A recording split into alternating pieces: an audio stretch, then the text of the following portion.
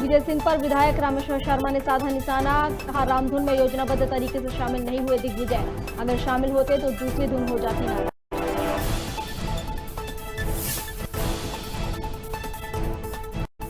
मंदसौर में शराब पर 10% छूट का आदेश निरस्त, शराब दुकानों पर से अतिक्रमणधारियों ने हटाई ड्यूटी, आबकारी के आदेश का विधायक समेत लोगों ने किया था विरोध।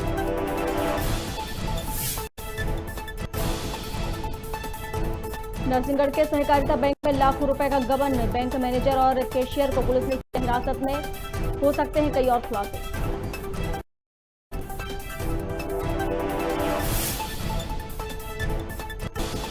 ग्वालियर में 3 फर्मों पर जीएसटी फ्लाइंग टीम का छापा, व्यापारियों के टैक्स रिटर्न समेत अन्य दस्तावेजों की हो रही जांच, पर होगी कार्रवाई।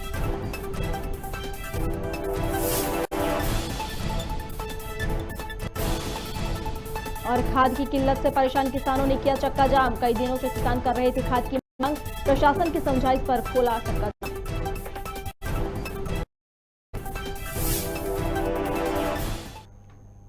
नमस्कार, खबर भारत दे रहे हैं आप, मैं आपके साथ प्रियंका। चलिए बढ़ते हैं खबरों की ओर।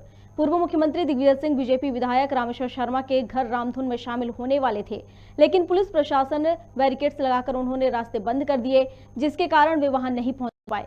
इस पर बीजेपी विधायक रामेश्वर शर्मा ने निशाना साधा और कहा कि दिग्विजय सिंह रामधुन में शामिल होना ही नहीं चाहते थे, क्योंकि अगर वे रामधुन में शामिल होते तो उनकी दूसरी धुन नाराज हो जाती, इसलिए वह योजनाबद्ध तरीके से रामधुन में शामिल होने आए। दिग्विजय सिंह जी आ रहे थे, रास्ते पूरे बंद थे, वो आपके देखिए मुझे नहीं मालूम, मैं तो केवल इतनी उनसे प्रार्थना करना चाहता हूँ कि उन्होंने लिखा था मैं बंगले पर आऊंगा और रामधुन करूंगा, ठीक है। वो आए नहीं, मैं सुबह से लेकर रात इंतजार कर रहा था, थक गया। रात को भी भजन हुए, अभी भी भगवान की कृपा से भजन हुए, पर उनके मन में भक्ति भावना नहीं थी, राम के प्रति श्रद्धा नहीं थी, राम के प्रति आस्था नहीं थी। राम का जिंदगी भर विरोध किया, इसलिए राम ने भी उन्हें अपने शरणों में नहीं बुलाया। हमने यहाँ पर नहीं रामधुन की, उनकी गति वो जाने और वो तय करे कि उनका क्या हुआ। मैं सत्ता की किसी भी कुर्सी पर नहीं बैठा हूँ, एक जनप्रतिनिधि मुझसे बड़ी हैसियत में वो हैं, उनको कैबिनेट मंत्री का दर्जा है, उन्हें आना नहीं था, उन्हें रामधुन में सम्मिलित नहीं होना था, क्योंकि रामधुन में अगर वो सम्मिलित हो जाते तो दूसरे धुन के लोग उनसे नाराज हो जाते, इसलिए वो रामधुन में नहीं आना चाहते थे। इसलिए उन्होंने जानबूझ के योजना से रामधुन से दूरी रहकर अपना काम करने की कोशिश की, लेकिन बाकी काम राम करे। बीजेपी प्रदेश अध्यक्ष वी डी शर्मा ने प्रेस कॉन्फ्रेंस में मीडिया से बात करते हुए कहा कि 26 नवंबर को मिंटो हॉल में भाजपा प्रदेश कार्यकारिणी की बैठक आयोजित की जाएगी, जिसमें संगठन विस्तार एवं राज्य के आगामी कार्यक्रम पर चर्चा होगी। वहीं वी डी शर्मा ने कहा कि दिग्विजय सिंह ने राम मंदिर को लेकर क्या किया, अब तक रामधुन कर रहे हैं, ये नौटंकीबाजी है। बूथ की बैठकों से लेकर प्रदेश की हर प्रकार की जो बैठकें अपेक्षित हैं, तो ऐसे कई 3 का उनका एक व्यापक दौरा मध्य प्रदेश के अंदर यहाँ पर होगा, उसमें भोपाल भी होगा, एक आध जिला इसमें और जुड़ेगा। ऐसे अलग अलग प्रकार की बैठकों में और जो प्रवास की योजना के अंतर्गत जाती है, वो सारी विधिवत तौर पर इस बैठक के अंतर्गत हम उसकी चर्चा माननीय संगठन महामंत्री जी के प्रवास की चर्चा भी इस बैठक में करेंगे। देखिए ये इस प्रकार की, क्योंकि जिनके पास कोई काम नहीं है, जिनके पास आज समाज में जनता के बीच में अप्रासंगिक हुए हैं, जिनकी किसी प्रकार की क्रेडिबिलिटी नहीं बची है। पीसीसी चीफ और पूर्व मुख्यमंत्री कमलनाथ ने अनुसूचित जाति की बैठक ली, जहां बीजेपी पर वार करते हुए कहा कि आदिवासियों की नई पीढ़ी को बीजेपी गुमराह कर देगी, बीजेपी उनका भविष्य अंधेरे में ले जा रही है। आदिवासी समाज पर भरोसा जताते हुए उन्होंने कहा कि आदिवासी समाज जल्दी गुमराह हो जाता है, इसलिए यह वर्ग सच्चाई का साथ देता है और आज की पीढ़ी पलायन नहीं करना चाहती।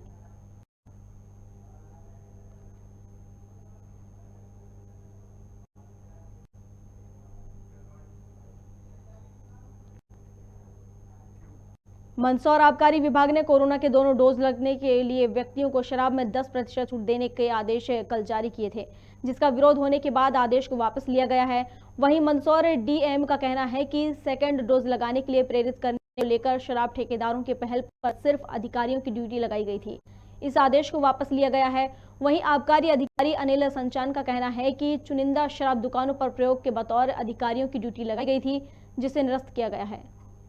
ये जो आदेश है, चूँकि वो आबकारी अधिकारी ने जारी कर दिया, इससे ये भ्रम की स्थिति निर्मित हुई कि संभवतः शासन या प्रशासन या शासकीय अधिकारी ने कोई छूट दे दी है।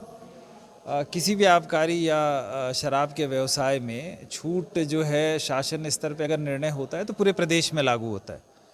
तो इस तरह का कोई निर्णय प्रशासन या जिला स्तर पे या आबकारी अधिकारी के स्तर पे नहीं लिया जा सकता। घटनाक्रम के बारे में जब मुझे पता चला तो मैंने बहुत विस्तार से आबकारी अधिकारी से चर्चा भी की थी। कल शाम को भी मेरे सामने मामला संज्ञान में आया था। तब ये था कि कुछ जो शराब के व्यापारी हैं वो सेकेंड डोज के नाम पे 10% की छूट देना चाह रहे हैं। आपने ध्यान दिया होगा कि व्यापारी संगठनों से भी हमारी चर्चा हुई थी और सभी लोगों से मैं बार बार अपील कर रहा हूँ कि सेकेंड डोज को प्रोत्साहित करने के लिए जो भी प्रयास हो सकते हैं वो सबको करना चाहिए, पूरे समाज को करना चाहिए। एक 10% की छूट का जो आदेश जारी किया था विभाग ने, मैं सबसे पहले आप लोग को ये बताऊंगा कि इस संबंध में कोई आदेश नहीं जारी किया गया था, एक पत्र जारी किया गया था। और ये पत्र इस संबंध में जारी किया गया था कि हमारी जो प्रधानमंत्री जी की महत्वाकांक्षी योजना है कि घर घर वैक्सीन लग जाए और कोविड के आने वाली लहरों से अपने समाज को, जनहानि को बचा सके। इस संबंध में आप देख रहे हैं कि विगत से समय समय पर कैंप लगाए जा रहे हैं। शासन प्रशासन पूरी तरह से समर्पित है कि वैक्सीनेशन अभियान हमारा पूरा हो जाए। हमारा 93% प्रथम डोज लग चुका, लेकिन हम द्वितीय डोज में केवल 50% तक ही पहुँचे, तो बाकी लोग कहाँ गए? इसको ढूंढा भी जा रहा है लेकिन लोग नहीं आ रहे हैं। अब ये कहा जाता है कि भाई कहाँ पे जो है लोग पहुँचते हैं, वो लोग जो वैक्सीन की तरफ मतलब बहुत ज़्यादा अट्रैक्टिव नहीं है। तो हमारे शराब दुकान में एक ऐसा वर्ग है, मजदूर वर्ग, श्रमिक वर्ग, जो वैक्सीनेशन के संबंध में बहुत जागरूक नहीं है। तो ये प्रयास किया गया कि यार लाइसेंसी से पूछा गया कि भाई तुम इस पर क्या सहयोग कर सकते हो? तो बोला सर मैं सहयोग ये कर सकता हूँ कि जो वैक्सीनेशन अगर लगा लेगा दोनों, तो उसको लिए हम एक 10% का डिस्काउंट उसको दे देंगे प्रमोट के लिए कि वैक्सीन वो लगाए। बीजेपी प्रदेश अध्यक्ष वी डी शर्मा ने प्रेस कॉन्फ्रेंस कर मीडिया से बात करते हुए कहा कि 26 नवंबर को मिंटो हॉल में एक भाजपा प्रदेश कार्यकारिणी की बैठक आयोजित की जाएगी, जिसमें संगठन विस्तार एवं राज्य के आगामी कार्यक्रम पर चर्चा होगी। वहीं वी डी शर्मा ने कहा कि दिग्विजय सिंह ने राम मंदिर को लेकर क्या किया, अब रामधुन कर रहे हैं, ये नौटंकीबाजी है।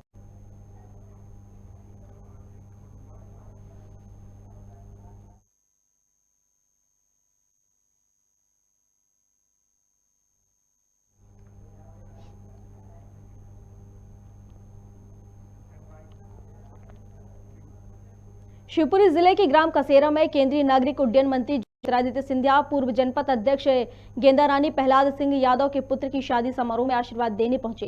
इसके साथ मध्य प्रदेश सरकार के कई मंत्री भी शादी समारोह में शामिल हुए। केंद्रीय मंत्री हेलीकॉप्टर से ग्राम कसेरा पहुंचे, जहां पर प्रशासनिक अधिकारियों ने केंद्रीय मंत्री का जोरदार स्वागत किया। गेंदा रानी जी को और समस्त परिजनों, ये लग्न, ये माहौल केवल इनके परिवार का नहीं है लेकिन हम सब का।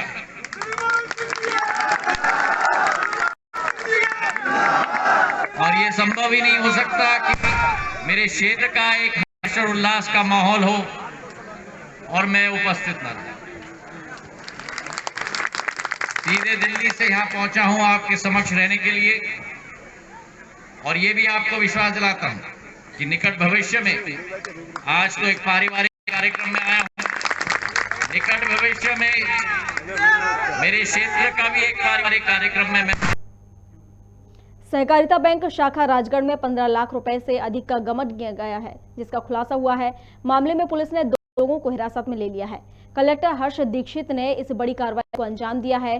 गबन मामले में सहकारिता Rajgarh bank manager RP Malviya और कैशियर ओपी शर्मा को पुलिस ने हिरासत में लिया है, जिनसे पूछताछ जारी है, जिसमें और भी खुलासे होने की उम्मीद है।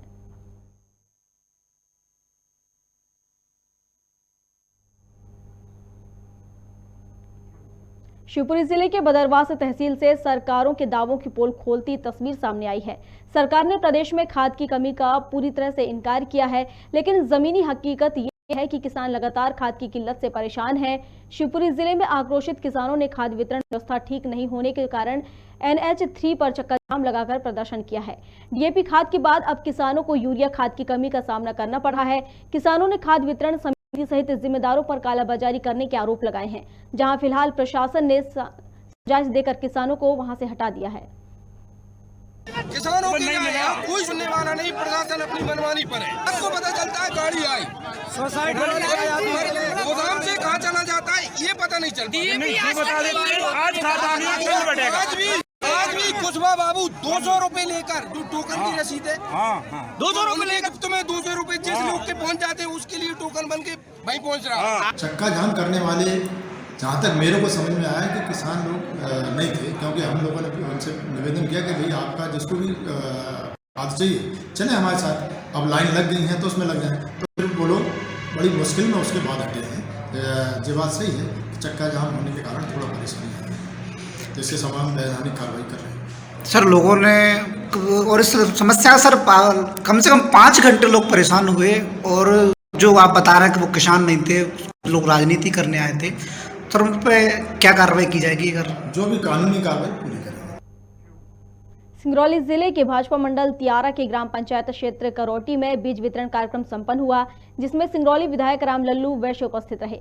विधायक राम लल्लू वैश्य ने कहा कि करोटी में ज्यादातर लोगों को वनाधिकार पट्टा वितरित किया गया है। इस बीज को वितरित करने के लिए किसानों को सही तरीके से खेती कर सकेंगे। इस बीज वितरण कार्यक्रम के माध्यम से किसानों को कई तकनीक के बारे में जानकारी दी गई। कार्यक्रम में कलेक्टर रंजन मीणा भी उपस्थित रहे। आदान वितरण कार्यक्रम किया गया। किसानों को कृषि कार्य के लिए, बागवानी के लिए सबका उनको समझा दिया गया, बताया गया कि इस कार्य को करने से मक्का बीज दिया गया। मक्का को बताया गया कि बारहमासी हाइब्रिड बीजें हैं, यदि इसको उपयोग करेंगे जैसे 3 महीने में पक जाता है, तो कम पानी में भी इस सीजन में आपको इसका लाभ मिलेगा।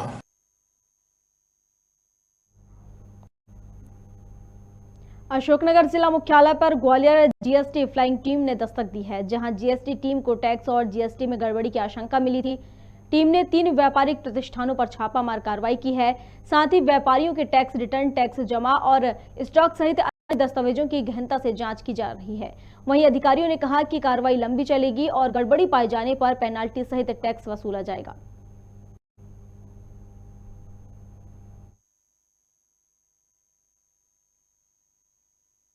आज जो जीएसटी के अंतर्गत ये जांच की कार्रवाई की जा रही है, ये ग्वालियर एंटी इवेजन ब्यूरो के द्वारा ये कार्रवाई की जा रही है। यहाँ अशोकनगर में 3 फर्मों पर अभी जांच जारी है। किन किन फर्मों पर जांच हो रही है? ये 3 फर्में हैं, जिसमें 2 इलेक्ट्रिकल से रिलेटेड हैं, केआर इलेक्ट्रिकल और केआर वायर। इसके अलावा एक फर्म आयरन से रिलेटेड है, विकास एग्रो। इनका कुछ क्या जीएसटी वगैरह जमा? हाँ, ये जीएसटी का टैक्स को लेके इशू होते हैं कि जो जितना ये खरीदी बिक्री दिखा रहे हैं वो एक्चुअली में उतना वास्तविक खरीदी बिक्री कर रहे हैं नहीं कर रहे हैं, उन सबका मिलान और सत्यापन के लिए जांच की कार्रवाई। पूर्व मुख्यमंत्री स्वर्गीय कैलाश चंद्र जोशी की पुण्यतिथि मनाई गई, जहां उनके सुपुत्र और पूर्व मंत्री दीपक जोशी ने बागली थाना चौराहे स्थित उनकी प्रतिमा पर माल्यार्पण कर उनके जीवन पर प्रकाश डाला। साथ ही जोशी ने कहा कि बागली की जनता ने भी स्वर्गीय जोशी का पूरा विश्वास जताया और 8 बार उन्हें यहां की विधायक बनाया है। मौके पर शासकीय अस्पताल में एडमिट मरीजों को फलों का वितरित किया गया। साथ ही कन्या हाई स्कूल बागली में छात्रों को पेन कॉपी के साथ ही जरूरतमंदों को कंबल का भी वितरित किया गया।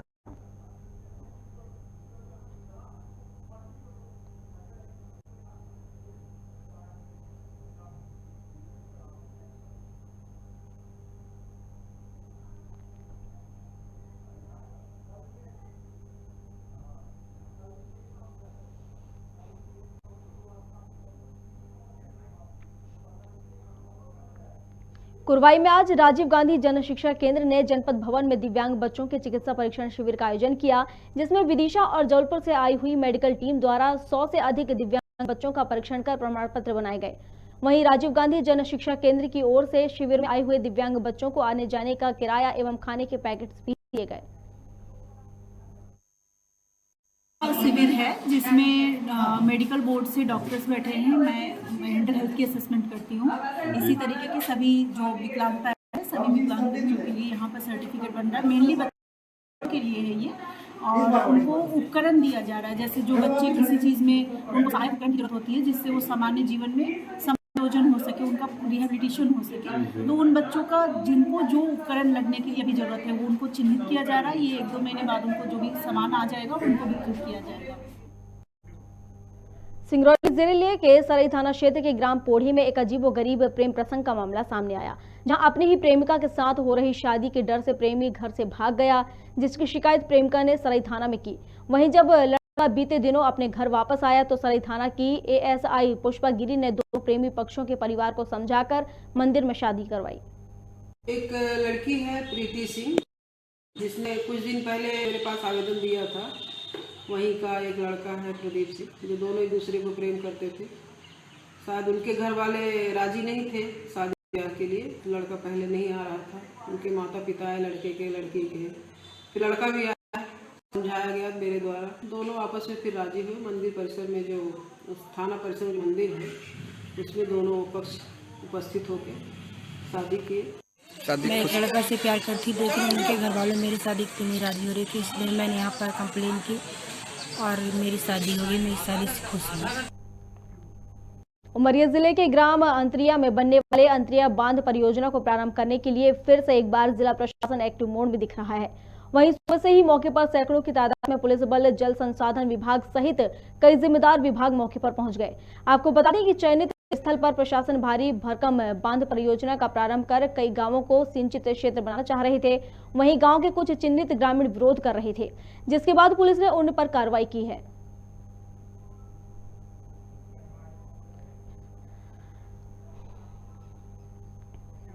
कांग्रेस कार्यकर्ताओं ने रैली निकालकर महंगाई का विरोध किया है। वहीं विरोध में रैली कुरवाई के मुख्य बाजार से होते हुए गांधी चौक पर समाप्त हुई। इसके साथ ही रैली में कुरवाई के कई कांग्रेस कार्यकर्ता शामिल हुए। आपको बता दें कि महंगाई का विरोध करते हुए इन्होंने बीजेपी पर भी निशाना साधा। साथ ही 3 कृषि कानून वापस लिए जाने पर कांग्रेस कार्यकर्ताओं ने अपनी प्रतिक्रियाएं भी।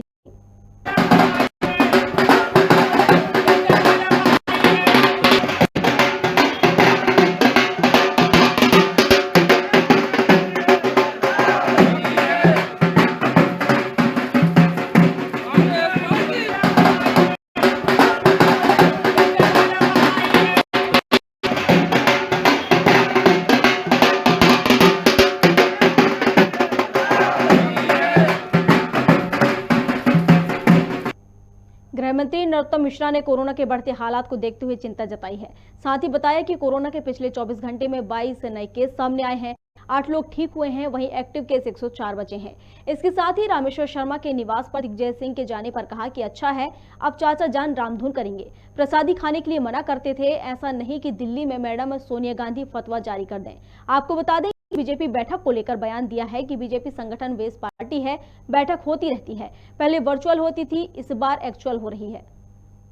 क्षेत्र में पिछले 24 घंटे में 22 नए प्रकरण संपूर्ण प्रदेश के अंदर आए हैं। अगर मैं इसको विभाजित इसलिए करना चाहता हूं कि संख्या बढ़ी हुई नहीं दिखे, तो इसमें 13 प्रकरण इंदौर के और 5 भोपाल के, और ऐसे विभाजित करेंगे तो पूरे प्रदेश में फिर 5 प्रकरण बचते हैं। दूसरे को अगर हम माइनस करते हैं, 22 नए प्रकरण आए, 8 ठीक होकर अपने अपने घरों की ओर, गंतव्य की ओर गए हैं। 104 एक्टिव केस संपूर्ण मध्य प्रदेश में बचे हैं। संक्रमण दर हमारी 0.04% है, जबकि रिकवरी दर हमारी 98.6 पर स्थिर बनी हुई है। कल संपूर्ण मध्य प्रदेश में हमने 57,223 सैंपल मध्य प्रदेश के अंदर लिए। सर, आज दिग्विजय सिंह जा रहे हैं रामधुन। अच्छा है, चचा जान अब रामधुन गाएंगे। वो गुरुवार को बुधवार को गुरुवार बता रहे थे, प्रसादी खाने की मना कर रहे थे, इफ्तियारी खाने की कभी मना नहीं करी। बड़ी विचित्रताएं लिए हुए रहती है उनकी। मेरे ख्याल से प्रसाद खाना चाहिए उनको। एक बात का ध्यान रखें चचा जान के, कहीं फतवा जारी नहीं कर दे दिल्ली वाली सोनिया जी या राहुल गांधी रामधुन गाने पर। और यहाँ पर लगातार नवाचार, लगातार समरसता, लगातार विकास पर और संगठन पर चर्चा होती ही है।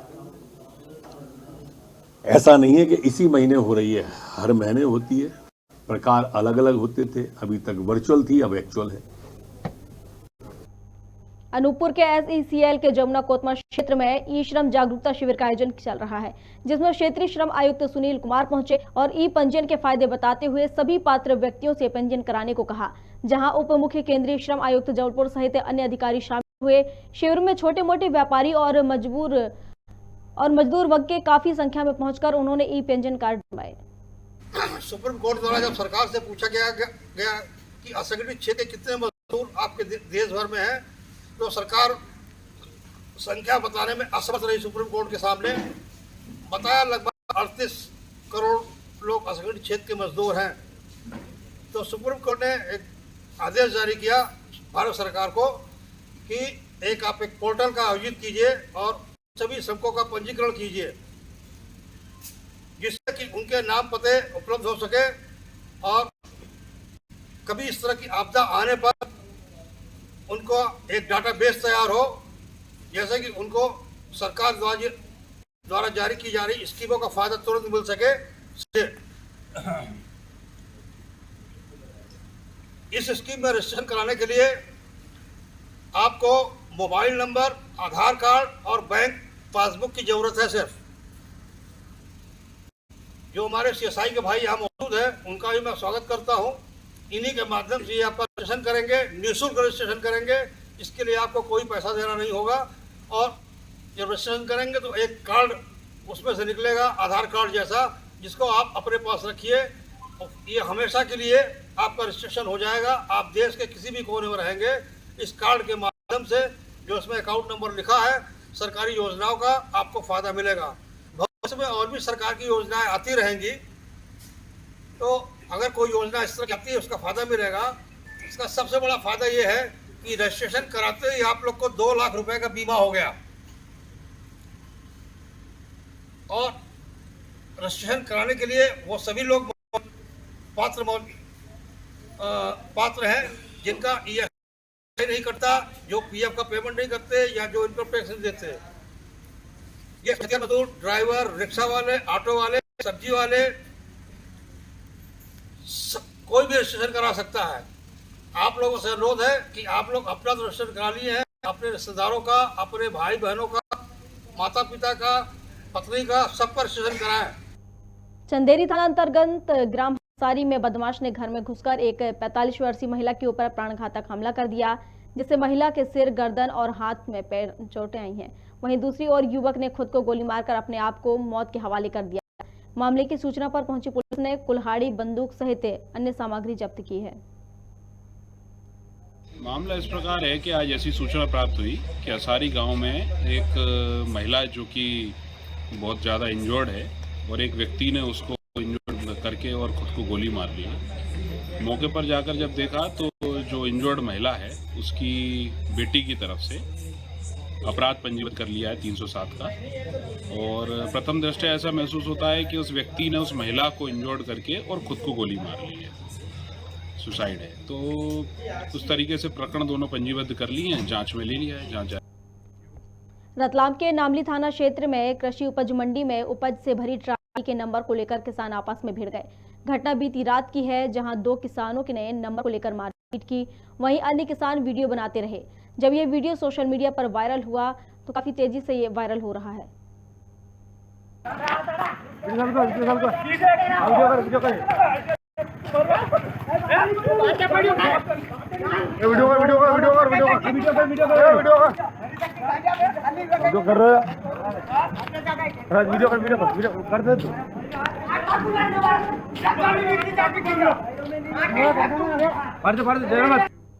खबर भारत में खबरों का सिलसिला लगातार जारी है। आप बने रहिए हमारे साथ और देखते रहिए खबर भारत। नमस्कार।